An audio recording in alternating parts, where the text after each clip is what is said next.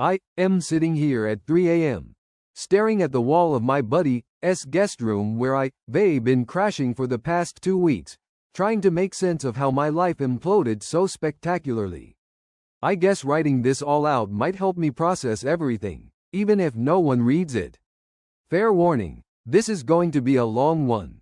6 months ago, I was on top of the world. After years of grinding through entry-level positions and being passed over for promotions, I finally landed what I thought was my dream job at Meridian Tech, one of the top software development firms in the city. The salary was double what I was making before, the benefits were insane, and the prestige that came with the Meridian name was something I'd been chasing for years. When I got the offer, the first person I called was my girlfriend, now ex-wife, Alicia. We'd been together for 3 years at that point, and she'd been with me through all the rejections and disappointments. She seemed genuinely thrilled for me. "This is it, babe. This is what we've been waiting for," she said, and I believed her. That weekend, riding the high of my new job offer, I proposed. It felt like everything was falling into place. The first 2 months at Meridian were intense but amazing. My boss, Kenneth Reynolds, took me under his wing right away. Ken is one of those guys who seems to have it all: successful, charismatic, the kind of executive who remembers everyone's name and makes you feel important when he talks to you. He's about 15 years older than me, divorced, no kids, and basically lives for the company. Everyone there either wants to be him or please him, and I was no exception. I was working late hours, learning everything I could, desperate to prove that I deserved this shot.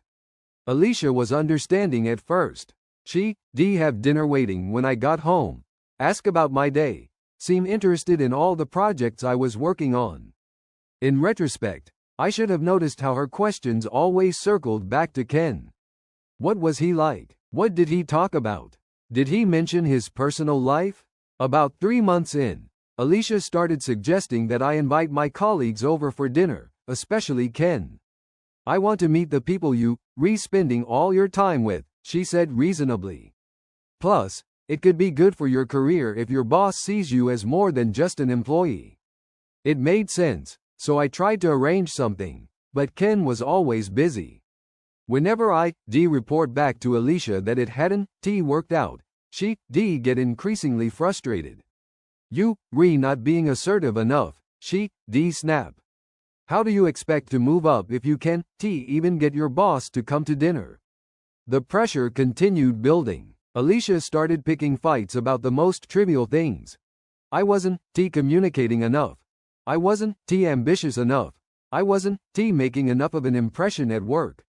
Nothing I did was good enough anymore. Then came our wedding. A small ceremony, but exactly what we planned. Ken sent a generous gift but couldn't attend due to a business trip. Alicia was visibly disappointed, even on our wedding day. When I tried to comfort her, saying we had plenty of friends and family there who loved us, she just replied coldly, "It would have been nice to have someone important there." That comment stung, but I brushed it off as wedding day stress. We went on our honeymoon, and for a week, things felt normal again. She seemed happy, and I thought we were back on track. Little did I know that this brief period of happiness was just the calm before the storm that would tear my life apart. First, thanks to everyone who commented on my last post. I honestly didn't expect so many people to care about my train wreck of a life, but it helps knowing I am not alone in experiencing this kind of betrayal. Picking up where I left off, after the honeymoon, Alicia's fixation on my boss Ken intensified. She insisted on attending the company holiday party that December, saying it was important for us to present as a power couple. I was actually excited to introduce her to my colleagues, hoping it might ease some of the tension between us. The night of the party, Alicia went all out, new dress, professional hair and makeup, the works. She looked stunning, and I felt proud walking in with her on my arm. But as soon as we arrived, something felt off. When I finally spotted Ken across the room and guided Alicia over to meet him, the strangest thing happened. As I started to introduce them, "Ken, this is my wife, Alicia, there was this moment, this fraction of a second, where both of their faces froze. Ken recovered quickly, all charm and handshakes, complimenting her dress and thanking her for letting me steal your husband away for so many late nights. But that initial reaction, I should have paid more attention to it. Throughout the evening, I kept getting pulled into conversations with coworkers, and each time I looked for Alicia, she was somewhere different. Several times, I spotted her deep in conversation with Ken, laughing at his jokes, touching his arm. I told myself it was just networking, that she was trying to make a good impression for my sake. On the drive home, Alicia was unusually quiet. When I asked what she thought of everyone, she replied, "Your boss is certainly interesting." Much more sophisticated than I expected. There was something in her tone I couldn't quite place. After that night, Alicia's attitude toward my job completely changed. She stopped complaining about my late hours. In fact, she started encouraging them. "Ken thinks you have real potential," she'd say. "You should really put in the extra effort." I was confused by the sudden shift but relieved that the fighting had stopped. Then came the company's weekend retreat in February. Partners weren't invited. It was strictly for team building. Alicia was surprisingly supportive. "You should definitely go. These connections are important," she insisted. I was grateful, but also wondering where this new understanding had come from. While I was away, Alicia texted regularly, asking about the retreat activities, who was there, what we were doing. Normal stuff, but at one point, I mentioned that Ken had to leave early for a personal emergency on Saturday afternoon. Within minutes, Alicia called to say she needed to visit her sister for the night because she was going through a breakup and needed support.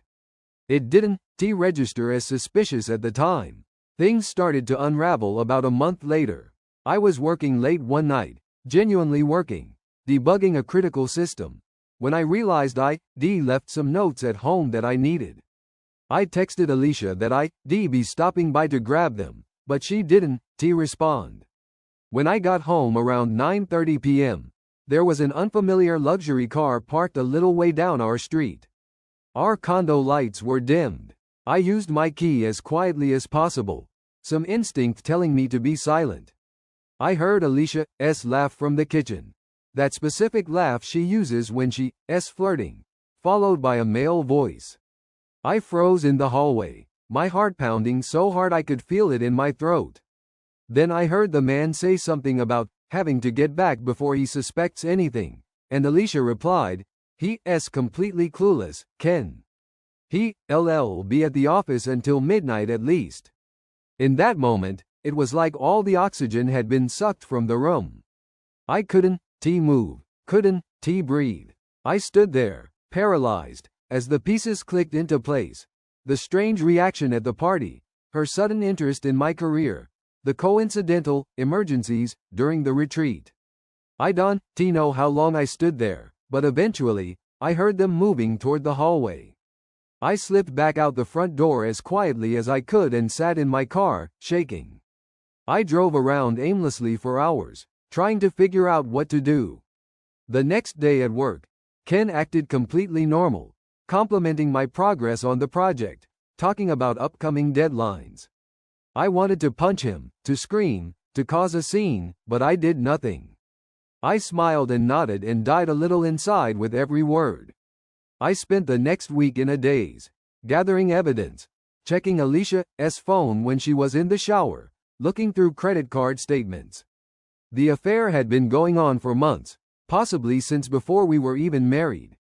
And as I discovered, their relationship wasn't exactly new. I am back with part 3 of my ongoing nightmare. Thank you all for the supportive comments and DMs. To the people asking if this is creative writing, I wish it was. Living this has been hell. So, where was I? Right. I had discovered that my wife Alicia was having an affair with my boss Ken. After that night of driving around in a fog of disbelief, I decided to play it cool while gathering more information. I needed to understand the full extent of their betrayal before confronting either of them. The next day, I pretended everything was normal. How was work? Alicia asked with practiced concern when I got home.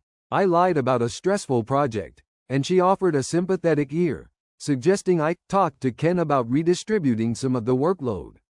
The audacity of her giving relationship advice about the man she was sleeping with behind my back made me physically ill. Over the next few days, I dug deeper. I checked our shared cloud storage accounts and found a folder Alicia had forgotten to hide, photos of her and Ken from at least 6 months ago, some from before I even got the job. There they were, cozy at restaurants I couldn't afford. Weekend getaways to nearby vineyards, even one of them on what looked like a boat. Then came the real bombshell. I found an old email thread where Alicia had forwarded my resume to Ken, with a message saying, "This is my boyfriend I told you about. He's really talented but needs a break. Any openings at Meridian? It would mean so much to me. XO." Ken's reply was brief. "For you, I'll make something happen. But you owe me dinner to discuss the details." I felt like I was going to throw up. My prestigious job, the opportunity I'd been so proud of, had all been orchestrated by Alicia and Ken. I wasn't hired for my talent or qualifications. I was hired because my girlfriend was sleeping with the executive director. When the shock subsided, anger took over. I printed out copies of everything, the emails, the photos, the text messages I'd recovered. I scheduled a meeting with Auer for the following morning and contacted a divorce attorney. That night, Alicia announced she had to work late at her graphic design job. I simply nodded, knowing exactly where she was really going. After she left, I packed a suitcase with my essential belongings and moved them to my car. I wasn't planning to stay after the confrontation I had planned. The next morning in HR, I laid out everything I had discovered about Ken's relationship with my wife and how I'd been hired under false pretenses. The HR director looked genuinely horrified, especially when I explained that Ken was my direct supervisor and controlled my performance reviews and promotion opportunities. "This is a clear conflict of interest and potentially a violation of several company policies," she said, her face pale. "I need to escalate this immediately to legal and the board." I left that meeting with a strange mix of satisfaction and dread. My career at Meridian was effectively over, but at least I'd brought Ken's misconduct to light. When I got home that evening, Alicia was waiting. Her expression told me she already knew what I'd done. "Ken called," she said coldly. "How could you go to HR with this? Do you have any idea what you've done to his career? To our future?" I laughed bitterly. "Our future? There is no R anymore, Alicia. That's when she transformed. The mask of the supportive wife completely dropped, revealing someone I didn't recognize at all. You ungrateful bastard," she spat. "Do you think you would have ever gotten that job on your own merits? I made that happen for you. I slept with Ken so you could have the career you wanted." I was stunned by the twisted logic. "You trying to paint your affair as some kind of sacrifice for me?" "It wasn't just an affair," she shot back. "Ken and I have history. We dated years ago, before I met you. When I realized who you'd be interviewing with, I saw an opportunity for both of us." "Both of us? Or just you? We could have had everything," she shouted. "A nice house, vacations, status, but you had to go and ruin it with your pathetic moral standards." I grabbed my pre-packed bag from the closet. "I am staying at Mike's for now. I've already contacted a divorce attorney. They'll be in touch." As I headed for the door, Alicia's voice turned venomous. "You'll regret this. Nothing without me. You think Ken was the only connection I have? I'll make sure you never work in this industry again." I turned back one last time. "You know what's sad, Alicia? I would have loved you without the job, without the money, without any of it. But you couldn't love me without turning me into a project to fix." The look of confusion on her face told me everything. She truly didn't understand what real love was supposed to be. "And that's where I've been for the past 2 weeks, sleeping on my buddy Mike's S couch, trying to piece together what's left of my life while the divorce proceedings begin. But there's more to this story. The aftermath at Meridian, Alicia's escalating behavior, and what happened when Ken finally confronted me directly. After I moved out and the HR investigation began, things escalated quickly. Within 48 hours, Ken was placed on administrative leave pending a full investigation. I was temporarily reassigned to another department to avoid any direct contact with him. The HR director assured me that my position was secure, but honestly, I didn't see how I could possibly stay at Meridian long-term. The day after Ken was suspended, Alicia unleashed hell. I woke up to 37 missed calls and a barrage of texts ranging from tearful apologies to vicious threats. She'd clearly been drinking all night. The final message read, "You, destroyed everything. Hope you, happy in your moral victory while you lose everything else." I blocked her number and emailed my divorce attorney to document the harassment. Later that afternoon, Mike texted me at work. "Dude, your wife is at my apartment screaming to be let in. Should I call the cops?" I rushed back to find Alicia being escorted into a police car. Mascara streaked down her face, still screaming that I had ruined her life. The officers explained she caused a disturbance and threatened Mike when he wouldn't let her in. I didn't press charges, but did get a temporary restraining order based on her erratic behavior. That weekend, I returned to our condo with Mike and two mutual friends to collect more of my belongings. Alicia had apparently anticipated this. She destroyed most of my clothes, poured bleach on my collection of vintage concert t-shirts, and smashed my grandfather's watch that I inherited. The only things spared were items too heavy for her to damage easily. The place reeked of wine and perfume, with empty bottles scattered everywhere. "She's lost it, man," Mike said quietly as we surveyed the damage. The worst part was finding my laptop submerged in the bathtub. Years of personal projects, photos, and writing, gone. Thankfully, most important documents were backed up, but not everything. While we were loading my salvageable belongings into Mike's truck, Ken's luxury sedan pulled up. He looked terrible, unshaven, red-eyed, wearing wrinkled clothes that probably cost more than my monthly rent. "Can we talk?" he asked, his voice gravelly. My friends formed a protective semicircle around me, but I nodded for them to give us space. "I've been suspended without pay," Ken said flatly. "The board is meeting next week to decide whether to terminate me." "That's not my problem," I replied. "You had no right to go to HR," he snapped, his composed executive demeanor cracking. "This was a personal matter between you, me, and Alicia." I couldn't believe what I was hearing. "A personal matter? You, my boss. You hired me because you were sleeping with my girlfriend, then continued the affair after we got married. How is that not a professional issue? I never gave you preferential treatment," he argued weakly. "No, just the job itself," I shot back. "Did you even look at any other candidates' resumes?" He had the decency to look away. "Alicia said you were qualified. And you took her word for it because she was warming your bed." The words tasted bitter. "Do you have any idea what it's like to question every accomplishment, wondering if you actually earned it or if it was just handed to you because your wife was sleeping with the boss?" Ken's face hardened. "Alicia contacted me, after you left. She told me everything about your relationship. How controlling you are. How you constantly undermined her career while focusing on your own. How you isolated her from friends." I laughed out loud. "And you believed her, after discovering she's been lying to both of us for months?" "She was with me first," he said coldly. "We dated for almost a year before she met you.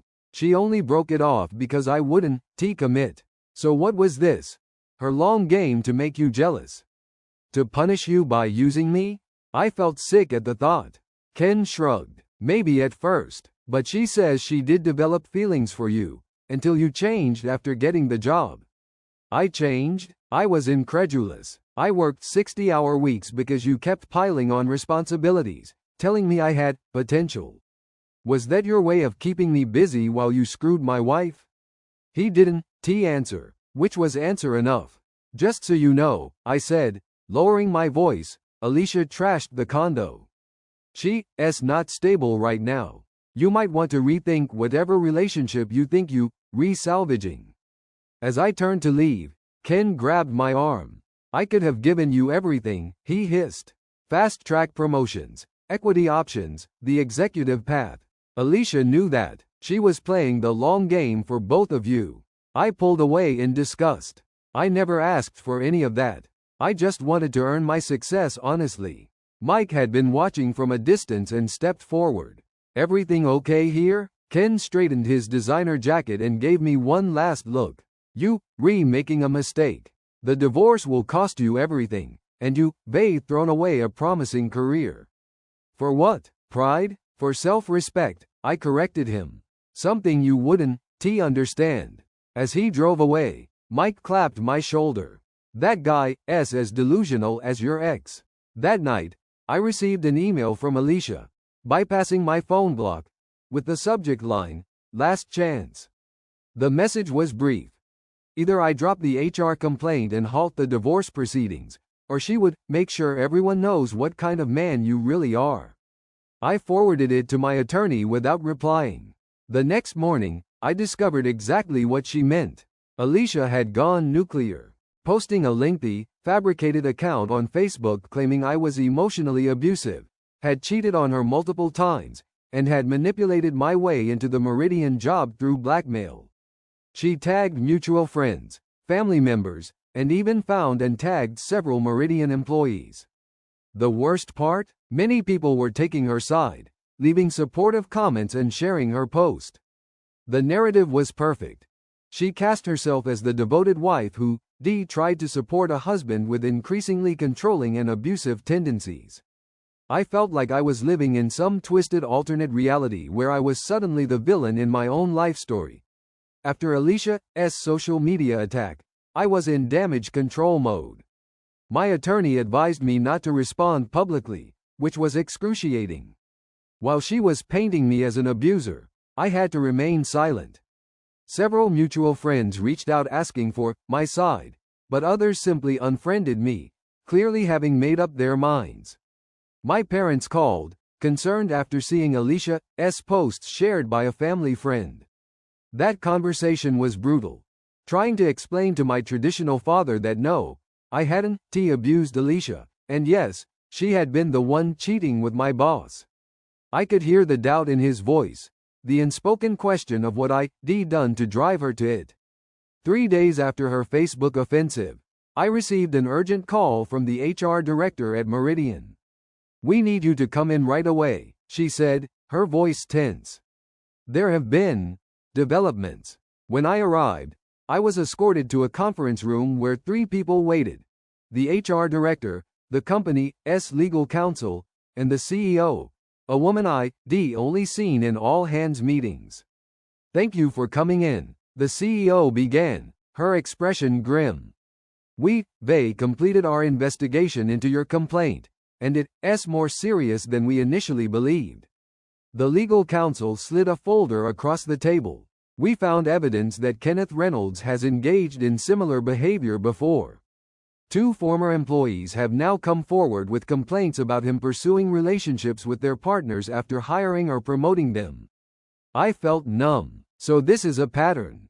"Yes," the HR director confirmed. "And your wife," she paused, correcting herself, "your soon-to-be ex-wife appears to have been complicit in multiple instances." They showed me emails going back 3 years, revealing that Alicia and Ken had an arrangement. She would help him identify men with particular skills needed at Meridian, date them long enough to assess their abilities and personalities, then help Ken recruit them. Once they were hired, the pattern was always the same. Ken would keep them working long hours while he rekindled his relationship with Alicia. "We believe they were targeting specific skill sets," the CEO explained. "Hiring through traditional channels for certain positions can be challenging, so they found an alternative method." "I am going to be sick," I muttered, and I wasn't being dramatic. My entire relationship had been a recruitment strategy. Every memory, every moment I treasured with Alicia, was suddenly suspect. We, terminating Kenneth effective immediately, the CEO continued. And we, like to offer you a severance package and excellent references. Assuming you, willing to sign an NDA about the specifics of this situation. I looked at the paperwork they pushed toward me. 6 months, salary, health insurance coverage, and a recommendation letter that would open doors anywhere in the industry. All I had to do was keep quiet about how I'd been manipulated and betrayed at every level. I need time to think, I said, gathering the documents. That afternoon, I received a text from an unknown number. We need to talk. Meet me at Riverside Park, 5 p.m. Against my better judgment, and ignoring my attorney's advice to avoid contact, I went. Alicia was sitting on a bench overlooking the water, looking nothing like the put-together woman I'd married. Her hair was unwashed, her designer clothes replaced by sweatpants and an oversized hoodie.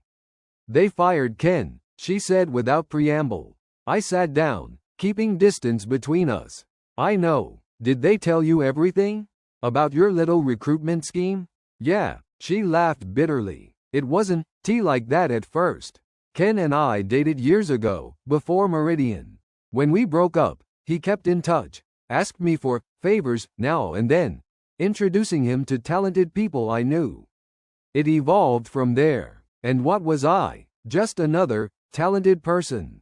Her eyes met mine, and for a moment, I saw something like genuine emotion. You were different. I actually fell for you. That wasn't supposed to happen. But you still cheated with Ken. He threatened to fire you if I didn't resume our arrangement, she said quickly. I was protecting your career. I stood up, disgusted. Stop lying, Alicia. Meridian found your emails. I know you were doing this with other guys before me. Her face hardened. Fine. You were a job. Happy now? But I did care about you, in my way. Your way involved destroying my things and trying to ruin my reputation. Because you ruined everything, she snapped, that familiar blame-shifting tone returning. Do you have any idea what Ken was offering us? He was grooming you for executive track. 2 more years, and we would have been set for life. All you had to do was look the other way. While my wife slept with my boss? That was your grand plan? It wasn't just about the sex, she insisted. Ken and I had a partnership. He needed my eye for talent, and I needed his position to make things happen. We were building something together. At the expense of innocent people's lives and emotions, I countered. She shrugged, and in that casual gesture, I saw the true Alicia, completely devoid of empathy. Everyone uses everyone. At least I was honest with myself about it. What do you want from me, Alicia? Why am I here? The divorce, she said, her voice suddenly businesslike. I want the condo and half your severance package. In exchange, I'll tell everyone I exaggerated my claims about you online. I laughed out loud. You must be delusional. You get nothing except what the law requires, which isn't much after 6 months of marriage. Then I'll make your life hell, she threatened. You think those Facebook posts were bad? I am just getting started. I stood up to leave. Go ahead. I have actual evidence of your affair and manipulation. You have fabricated stories. As I walked away, she called after me. You'll never trust anyone again, you know that? They ruined you for other women. I stopped and turned back. No, Alicia, they taught me what to avoid. And for that, I actually should thank you. 3 months have passed since that day. The divorce was finalized last week. Much faster than typical divorces, but there wasn't much to divide and neither of us contested anything in the end. Alicia got the condo, which was fine by me. I couldn't imagine living there with those memories anyway. I took the severance package from Meridian and signed their NDA, but only after negotiating additional terms. They agreed to provide counseling services and placed me on a recommended hire list shared with partner companies. Last month, I started a new position at a smaller firm across town. The pay is less than Meridian, but the work is interesting and I know I got the job on my own merits. More importantly, I sleep better at night. As for Ken, I heard through industry gossip that he had trouble finding another executive position. Apparently, while Meridian couldn't share specifics due to the NDA, word gets around. He reportedly started his own consulting firm, but is struggling to gain clients. Alicia reached out once more after the divorce was final, asking if we could be friends. I blocked her number without responding. Through mutual acquaintances, they heard she moved to another city to start fresh. Part of me pities whoever she targets next. The strangest part of all this? Despite everything, there are moments I miss her, or rather, the person I thought she was. The woman who celebrated my job offer, who seemed to support my dreams, who I planned a future with. That woman never existed except in my imagination. My therapist says that it's normal, that I am mourning both the relationship and the person I believed Alicia to be. She says true healing will come when I can separate the real from the fabricated memories, keeping only the lessons learned. For now, I am focusing on rebuilding. They reconnected with friends who stood by me, apologized to my parents for the drama, and even started dating again, very cautiously. The woman they've been seeing for the past few weeks knows the outline of what happened, and has been patient with my trust issues. Last week, she asked why I seemed distant after a great date. I told her the truth, that I was waiting for the other shoe to drop, for some hidden agenda to reveal itself. She took my hand and said simply, not everyone has an angle. Some of us just want genuine connection. I am trying to believe that's true. So that's my story, Reddit. From dream job to nightmare marriage to whatever this new beginning is. If you take anything from this saga, let it be this. Trust your instincts when something feels off, document everything when things go sideways, and remember that no career opportunity is worth sacrificing your self-respect. Thank you so much for watching this story to the end. If you enjoyed this dramatic tale of betrayal and recovery, don't forget to like and subscribe to the channel for more stories like this. Share your thoughts in the comments. Did the main character do the right thing? How would you have acted in his place? Have you had similar situations in your life?